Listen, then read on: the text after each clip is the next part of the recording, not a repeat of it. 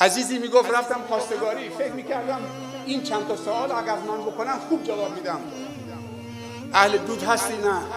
یکی جواب آماده کرده بودم که به من بگم سیگار میکشی؟ نه. شراب میخوری؟ نه. مواد مصرف میکنی؟ نه. نماز میخونی؟ بله. شیطنت؟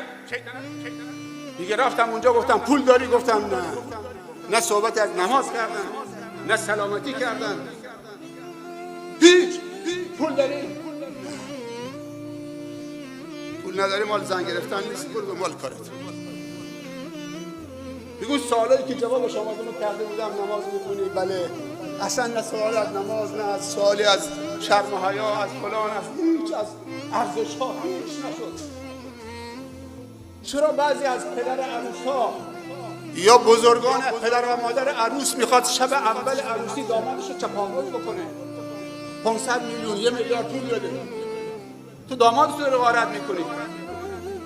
این پدر نوی تو خواهد شد.